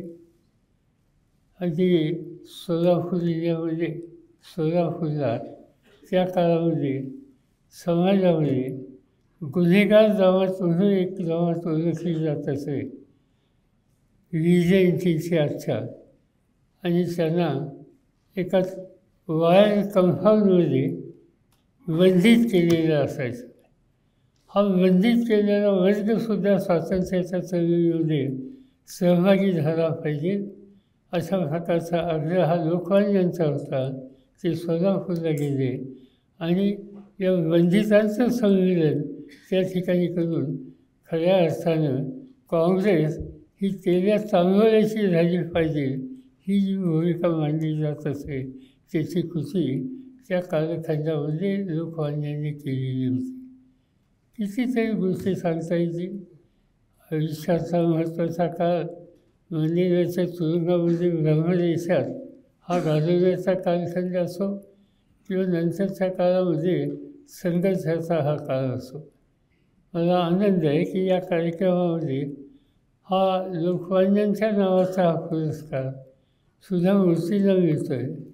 सामाजिक क्षेत्रामध्ये अतिशय मोलाची कामगिरी एका तंत्रज्ञानाच्या क्षेत्राच्या जाणकार भगिनीने जे काही केलं त्याची नोंद आज टिळक स्मारक ह्या वतीने घेतला जातो आहे. आणि म्हणून त्यांचा पुरस्कार हा यांना दिला ही एका दृष्टीने अतिशय आनंदाची गोष्ट आहे. हे सगळे होत असताना हे लोकमान्यांच्या नावाने होतं आहे. कितीतरी गोष्टी अशा आहेत की त्या लोकमान्यांच्या आणि या सगळ्या कामकाजाच्याबद्दलचं सहज आपण बोलू शकतो. पण या बाबतीत मी काय अधिक वेळ या ठिकाणी घेणार नाही. शाहू महाराज आणि लोकमान्य यांच्या संदर्भाचा एक वादाचा एक मर्यादित काळ सोडला तर त्यांच्यामध्ये अत्यंत घनिष्ठ संबंध होते, ज्याचा उल्लेख शाहू राजाने छत्रपतींनी या ठिकाणी केला. लोकमान्यांचा अखेरचा जो काळ होता त्या काळामध्ये ज्याचा उल्लेख आत्ता शाहू राजा छत्रपतींनी केला की लोकमान्यांनी त्यांची प्रकृती बरी नसताना कोल्हापुरात यावं, पन्हाळ्याची हवा चांगली त्या ठिकाणी विश्रांती घ्यावी या प्रकारचा आग्रह हा शाहू महाराजांनी केलेला होता. पण त्याची काही स्वीकार करण्याची स्थिती प्रकृतीमुळे लोकमान्यांची नव्हती. पण शाहूराजे तिथं थांबले नाही. छत्रपती त्यांनी आपल्या दरबारातल्या एका व्यक्तीची नेमणूक ही मुंबईच्या ज्या गेस्ट हाऊसमध्ये लोकमान्य राहायचे त्या ठिकाणी त्यांची देखभाल करण्याच्यासाठी ठेवली. जी काही त्यांना वैद्यकीय गरज असेल त्या गरजेची पूर्तता करण्याची खबरदारी ही सुद्धा शाहू महाराजांनी घेतली. आणि स्वातंत्र्याच्या चळवळीमध्ये त्यांचं असलेल्या योगदानाची नोंद ही घेण्याची अत्यंत गरज आहे. जरी ते राजे असते, त्यांच्या मर्यादा असल्या तरीसुद्धा विचारानं आग्रहानं स्वातंत्र्याची भूमिका ही शाहू महाराजांच्यासुद्धा अंतःकरणात होती. आणि म्हणूनच लोकमान्यांच्या अखेरच्या काळामध्ये लोकमान्यांच्याकडं एक वेगळ्या दृष्टीनं त्यांची काळजी घेण्याची भूमिका ही शाहू महाराजांनी त्या कालखंडामध्ये घेतली होती. आणि म्हणून आजचा हा कार्यक्रम लोकमान्यांच्या नावानं आणि हल्लीचे शाहू छत्रपती यांच्या उपस्थितीत हा जो होतो आहे हा एक विलक्षण योगायोग आहे. या पद्धतीचा हा कार्यक्रम रोहित आणि त्यांच्या सगळ्या सहकाऱ्यांनी आयोजित केला आणि तोही दिल्लीमध्ये आयोजित केला, त्याबद्दल त्यांचं मी मनापूर्वक अभिनंदन करतो. त्या कार्यक्रमाला एक विशिष्ट दर्जाचीच व्यक्ती असली पाहिजे याची खबरदारी त्यांनी घेतली आणि सुधा मूर्तींची नियुक्ती त्या ठिकाणी केली. आज मूर्ती पती पत्नी दोघंही या ठिकाणी उपस्थित आहेत. आज अमेरिकेमध्ये आपण गेल्याच्या नंतर त्या अमेरिकेमध्ये 3 लाखाच्यापेक्षा अधिक लोक हे इन्फोसिसमध्ये काम करतात आणि सगळ्या जगामध्ये जर आपण पाहिलं तर माझी खात्री आहे की आज लोकांना हाताला काम देण्याच्या संबंधीचं काम देणाऱ्या अनेक विविध संस्था आहेत. त्या संस्थांच्यामध्ये असलेला एकंदर सगळा वर्कफोर्स बघितला आणि इन्फोसिसने देशाच्या बाहेर लोकांना आणि विशेषतः तरुण पिढीला जी संधी दिली त्याचा संख्यावर बघितलं तर त्याची तुलना होऊ शकत नाही. एवढं प्रचंड काम हे इन्फोसिसच्या वतीनं नारायण मूर्तींनी केलं आणि त्यांच्या या कामामध्ये त्यांना सहकार्य करणं, त्यांना साथ देणं आणि त्याचा दुसरा विधायक अँगल हा जाणीवपूर्वक जतन करणं, या बाबतीत सुधा मूर्तींचं योगदान हेही तितकंच महत्त्वाचं आहे. आणि म्हणून आज त्यांचा या ठिकाणी सन्मान होतो आहे. याचा आनंद आपल्या सगळ्यांना होतो आहे. आपण सगळेजण या सोहळ्याला सहभागी झाला त्याच्याबद्दलचं एक प्रकारचं समाधान या ठिकाणी व्यक्त करतो आणि माझे 2 शब्द संपवतो. पवारसाहेब मघाशी मी त्यांचा परिचय करून देत असताना मागे येऊन उभे राहिले आणि त्यामुळे काही गोष्टी सांगायच्या राहिल्या ज्या सांगणं मला गरजेचं वाटतं.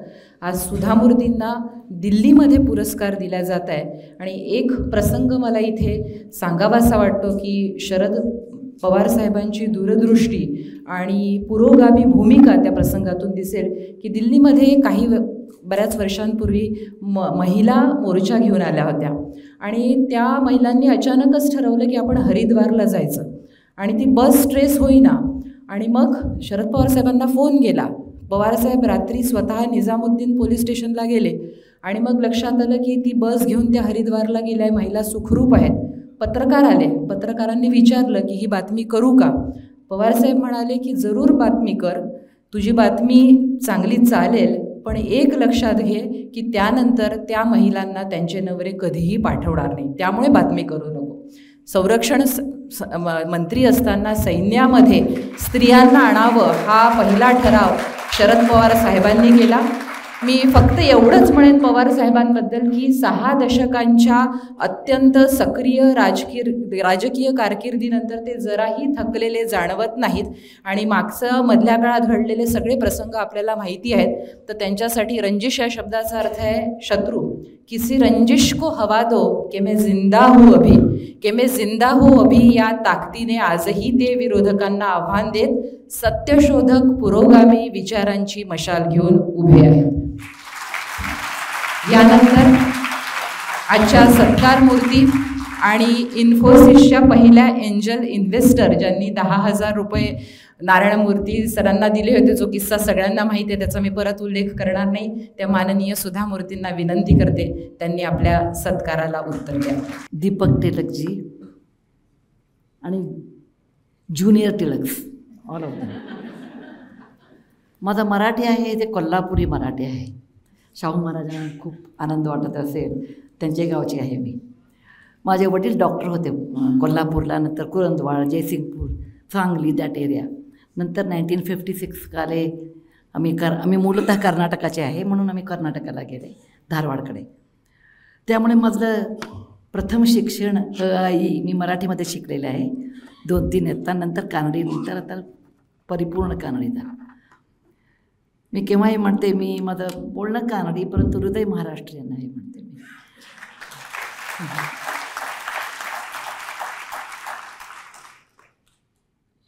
परंतु कोल्हापूर मराठी जरा पुणेपेक्षा वेगळं. आमचं म्हटलं तर पैलवानचं मराठी म्हणते मी, आओ जाओ बोलायचं. त्यामुळे आता सगळं मंडळी पुण्याची आहे, मी माझं प्रोटेक्शन करायला इंग्लिशमध्ये बोलते. I'm extremely grateful for Tilak family arranging this honor at Delhi because of me.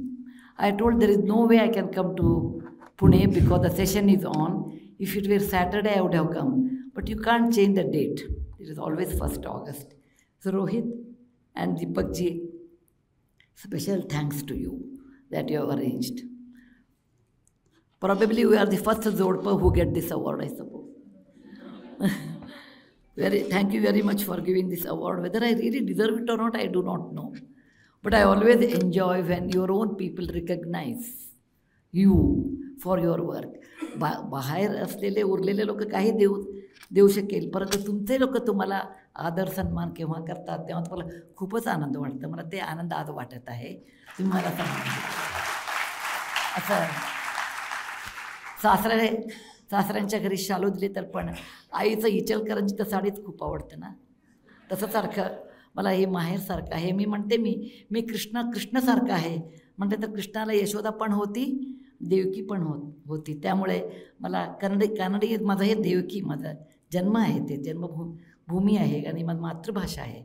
परंतु मला वाढलेलं हे मराठीच आहे, Marathi area Kolhapur, Sangli, Kurundwad, Jaysingpur.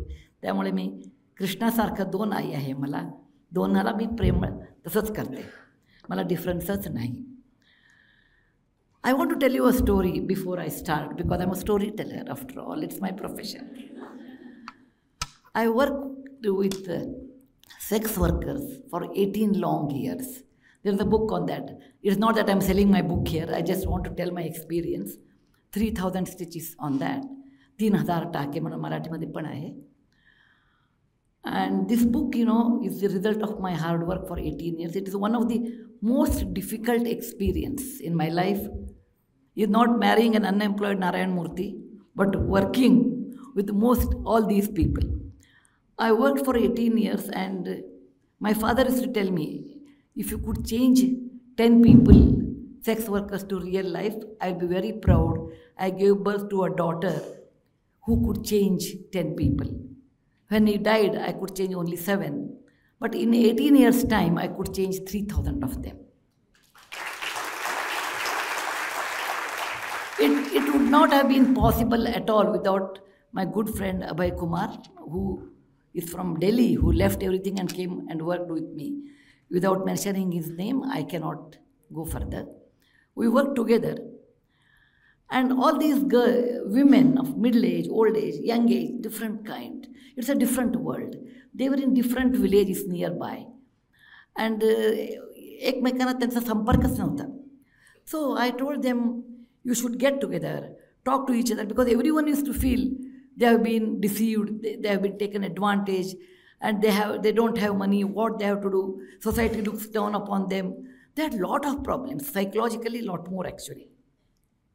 So I told them, all of you should get together, talk to each other, and it helps. They said, what is the use of talking to each other? I said, it helps. Then we don't have money. I said, you don't have to worry about money. I won't give you money also for this. Whatever profession you are practicing now, bring part of it. For example, ते काय software engineer नव्हते, ते सब्जीवाले, दूध, गाय, किराणीचं दुकान, लहान लहान कामं त्यांचं. सगळे तुमच्या घरी काय आहे ना, त्याच्यामध्ये 1/10 तुम्ही आणा, सगळे मिळून स्वयंपाक करा. सगळे मिळून एक जागामध्ये स्वयंपाक करा. कुठले 4-5 गाव होते, एक ठिकाणी स्वयंपाक करा. काय आहे ते आणा, तुमचं मुलांना घेऊन या. सगळे मिळून ते पौर्णिमे दिवस रात्री तुम्ही खोजागिरी करतात ना, तसंच ट्रान्सलेशन केले मी. तुम्ही भाकरी, झुणका, काय झुणकाच म्हणतात ना तुम्ही, झुणका आणि काहीतरी करा. सगळं मिळून तुम्ही जेवा. आता त्यांना तुम्ही देवीचे पूजा करा असं केलं तर त्यांना आवडत नाही. इनिशियली काही म्हणायचं नाही त्यांच्याशी. आणि तसं ते केलं आहे. 6 महिन्याला एकदा, नंतर 2 महिन्याला, नंतर 3 महिन्याला एकदा, 2 महिन्याला, नंतर महिन्याला एकदा. आफ्टर 2-3 years दे कॉल मी, ताई आम्हाला एक आयडिया आले आहे. आम्ही दररोज आमच्या घरी कोणाला न कळताना 10 रुपये 20 रुपयाचं आम्ही जमा करतो आणि मग सगळं आम्हाला एक बँक पाहिजे. आता काय बँक आहे, कोऑपरेटिव्ह बँक आहे, त्याच्यामध्ये इंग्लिशमध्ये फॉर्म भरायचा आम्हाला येत नाही, आम्हाला बाहेर जाऊन सवय नाही. म्हटलं आता काय करायचं. ते म्हटले बरं, मग आम्हाला एक आमचंच बँक पाहिजे. आणि आमचंच एक इमारत पाहिजे, बँक पाहिजे, तिकडे आम्ही जमा करतो पैसे.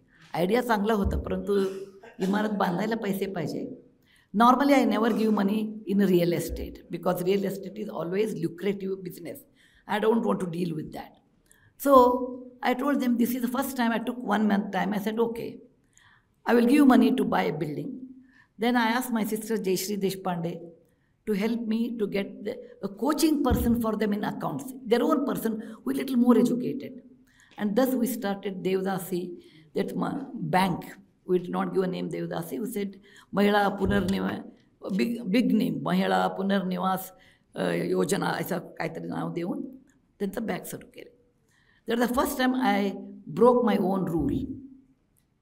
After 2 years, they told me that we have made 8 lakhs profit. 8 lakhs. People sitting here, 8 lakhs may not be big. It may be probably a diamond necklace or something. But look at 3,000 of them saving 8 lakhs for smallest profession. After 4 years, they were able to save 30, 40 lakhs. And then they told me, Tai, you gave the best idea and we want to celebrate this. Okay? So we want to send you a Volvo AC bus ticket from Bangalore to Raichur or where I was working. Come. Then I told them, don't worry, I will come otherwise. The rest is different. How did I get this idea? How did this get idea? Exchanging the ideas, talking to each other when you are in difficulties. And the common enemy was poverty, helplessness, and society looking down on them. Face it, yet you should come out of it. How could I get this one? I'm a trained engineer, and I come from a doctor's family. But the trick was, I'm also a granddaughter of a school teacher, a history teacher, who taught me about Gangadhar Tilak, Lokamanya Gangadhar Tilak when I was very young. He taught me, my grandfather taught me, please remember, Harikar, we say in Kannada, we say Harikar, that is the pioneer man. The pioneer man in our Swarajya, later it developed, with many people, was Lokamanya Tilak. He said, the best way to get all people from all community and inexpensive way, so that they can have a common enemy or common goal, to be precise, to get Swaraj. And he arranged Ganpati festival. A festival was also bhakti, was also a way of bringing all people together, irrespective of their community, having a single goal. Single goal, unite together, we can stand. And this is the way how I was introduced to Sanmanya Lokamanya Tilak, and I used it in real life. So I owe a lot to Lokamanya Tilak. I learned this lesson and used and made all these 3,000 women economically independent and profitable business, getting their wage and their money. Thank you, sir. That there was a great man, and I know I was not fortunate to live, to see, to witness him, because he passed away much earlier than we were all born. I have read about him through many books, and being in Pune, Kesariwada, I have gone many times. When Jayavant Rao Tilak was there, I used to come, and Deepakji, your mother, used to tell me, every day evening I put a light in front of the diya lawaयचे ते टिळकांचं पुतळ्यासमोर. And when Mr. Murthy got this award in 2004, he got a gift, Lokmanyanचा, and मी पण तेच करते. We should remember, because people like them were there, we are standing here. Please remember, we got freedom because such people who forgot about their own self. When somebody asked Mr. Tilak, it seems, in case you would not have got into politics, what you would have done? He said, I would have been a mathematics professor. What a sharp mind. I feel he would have been a great philosophy professor. So when I went to Burma, Brahmadesh, Myanmar, whatever you call, everybody wanted to go to different place. I said, I have 2 aims here, coming to Burma. Number 1, Bahadur Shah Jafar's Qabr I want to see, the last Mughal emperor of India. Second one, I want to go to Mandale. I said, how he could come to Mandale, leaving his family, staying there, and एवढं उकडतं तिकडे. And then, as soon as he went to the prison, he forgot everything. I mean, he did not sit, cry, or do anything. He started writing on philosophy. I heard it's a Gita Rahasya. Maybe you should correct me in case I'm wrong. What a philosophical mind. What a detachment he had. You know, when he was in India, he fought. When he went to Mandale, he wrote the great philosophical work, Gita Rahasya. And a great genius. He must have been a real genius because he had multifaceted personality. And getting this award means, sir, it's a great honor to me. It's a great honor to me on behalf of myself and my family. And both from getting in a house 2 awards is a matter of a great festival, I suppose. Great Ashirwad, I suppose. Sir, my mother was also a school teacher. I asked her, which is the data line I have to take when I want to remember history? Is it 1291 when Prithviraj Chauhan, 1292 when Prithviraj Chauhan lost his battle, or is it 1857 the War of Plassey, or 1942 when Chalwali was started, or it is 629 when Huayna Tsang came to India? Which one?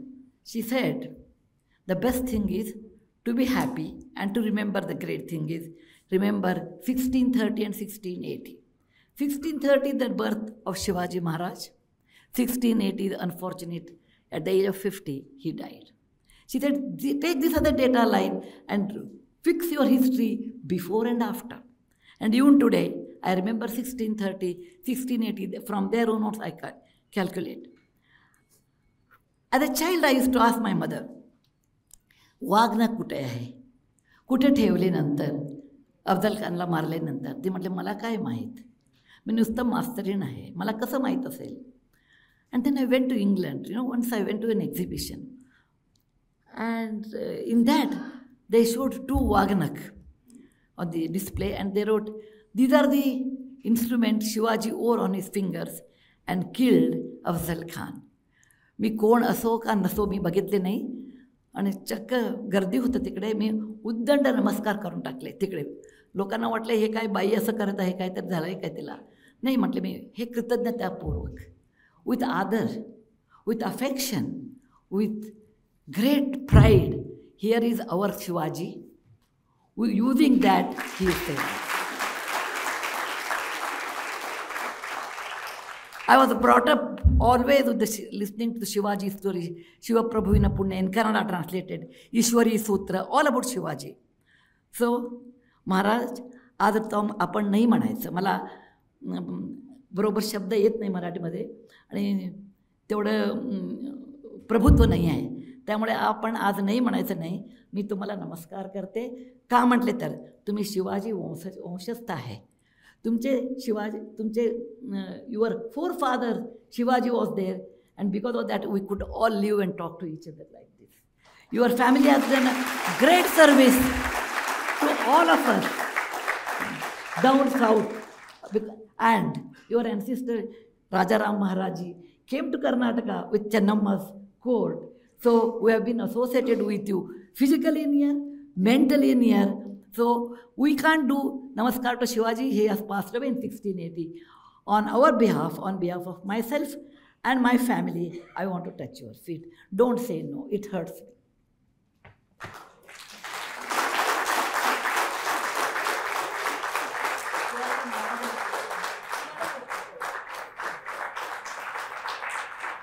I have always done my duty. I have enjoyed my work. If somebody enjoys their work and every day is a holiday, if they can get a award, it's me. It is no day I felt my work was difficult. No day I felt, oh, I have to work, because every day was a great day. I loved my work.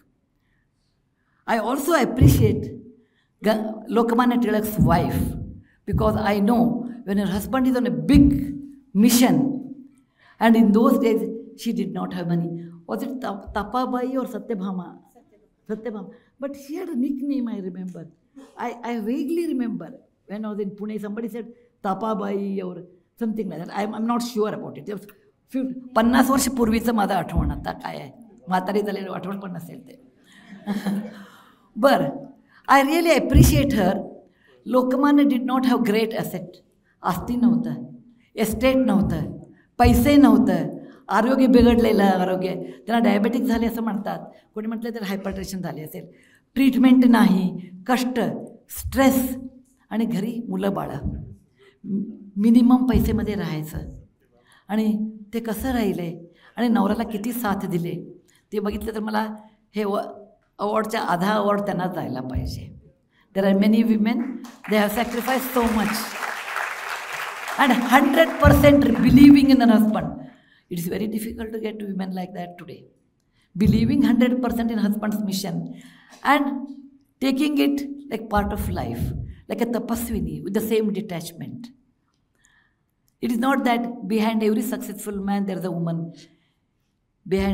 Along with successful man, there is always a woman with him, and she was the mother. She was the lady who was with him. People talk about him. Please talk next time about her also. It means a lot.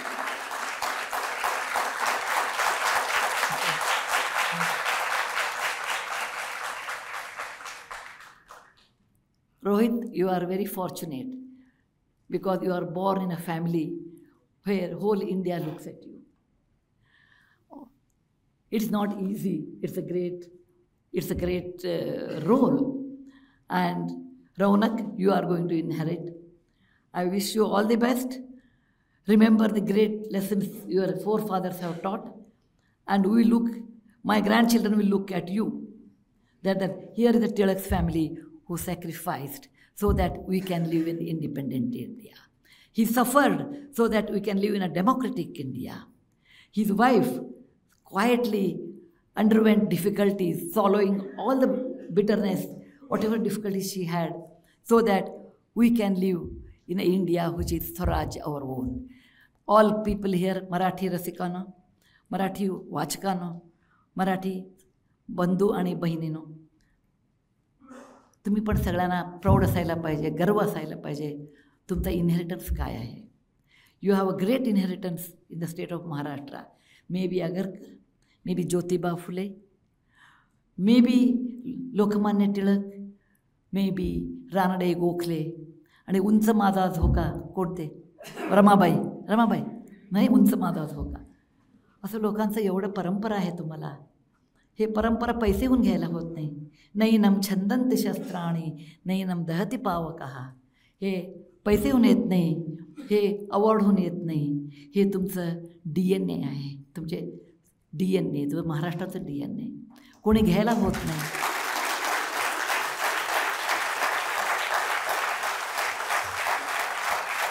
त्याच्याबद्दल गर्व करून द्या.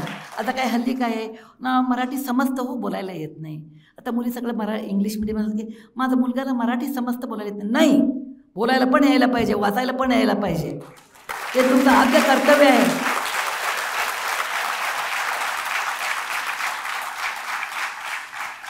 आणि मराठी वाचकांना मी एक सादर प्रणाम करते.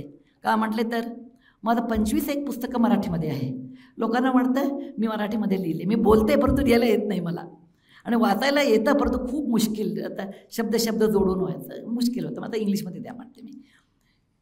माझं 25 पुस्तकं मराठीमध्ये आहे. आणि लोक मला पत्र पाठवतात, सुजाताई तुम्ही खूप छान लिहितात. मी म्हटले नाही, हे माझं हे नाही आहे. माझं खूप सुंदर ट्रान्सलेटर आहे लीना सोनी, ती माझी ट्रान्सलेशन करते. परंतु हंस क्षीर विवेक येतो का तसं सारखं माझं पुस्तक अनुवाद आहे. अनुवाद असले तर पण तुम्ही माझं पुस्तकं विकत घेऊन वाचून आणि मला पत्र पाठवता, हे माझं भाग्य आहे की अनुवाद पुस्तकाबद्दल एवढं प्रेम मराठी वाचक मला देतात. म्हटले तर त्यांना चांगलं काय नाही, न चांगलं काय त्यांना माहीत आहे. बरेच लोक म्हणतात मला मराठी साहित्यकार आमच्यापेक्षा तुमचं अनुवादाच्या पुस्तकाचे पैसे तुम्हाला जास्त मिळते, रॉयल्टी. हो मिळते मला. शायद मी नंबर 1, नंबर 2, नंबर 3मध्येच आहे मराठी पुस्तकाचं रॉयल्टी मिळायच्याबद्दल. ते हंस क्षीर, एक हंस क्षीर कुठं आहे, नंतर दूध कुठं आणि पाणी कुठे, कसं ते विचार करताना तसं तुम्ही माझा हंस क्षीरमध्ये क्षीर करून तुम्ही घेतलेलं आहे. माझा अनेक धन्यवाद तुम्हाला. People like you read so that person like me can survive. People like you appreciate me. People like me will get inspiration. People like you always enjoy my sahitya and made me an author. Dhanyawad. Jai Maharashtra.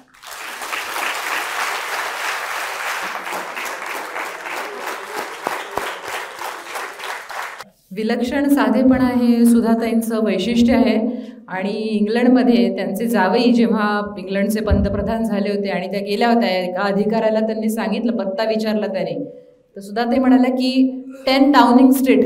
आणि सुधाजींना त्या अधिकाऱ्याने म्हटलं की R you joking. इतका विलक्षण साधेपणा की त्यांचा जावई असू शकतो इंग्लंडचा पंतप्रधान हे त्याला वाटलं नाही. दोघंही दाम्पत्य भारतीय संस्कृतीचं खऱ्या अर्थानं प्रतिनिधित्व करतात. त्यांनी जेव्हा शाहू महाराजांना पायावर डोकं ठेवून नमस्कार केला तेव्हा मला नारायण मूर्ती सरांची आठवण आली की रतन टाटांच्या हस्ते पुरस्कार स्वीकारताना त्यांनी सुद्धा असाच खाली वाकून रतन टाटांना नमस्कार केला होता. सुधाजी, तुमचे मनापासून आभार. या कार्यक्रमासाठी खास उपस्थित राहिलेले माननीय शरद पवार, माननीय शाहू महाराज, माननीय नारायण मूर्ती, या सर्वांचे टिळक स्मारक ट्रस्टच्या वतीनं मनापासून आभार मानते. कार्यक्रमासाठी अनेक आमदार खासदार समोर उपस्थित आहेत, त्यांचेही मनापासून आभार मानते. उपस्थित सर्व श्रोतृवृंद आणि पत्रकार बंधू भगिनी यांचेही टिळक स्मारक ट्रस्टच्या वतीनं आभार मानून हा कार्यक्रम संपला असं मी जाहीर करते. धन्यवाद.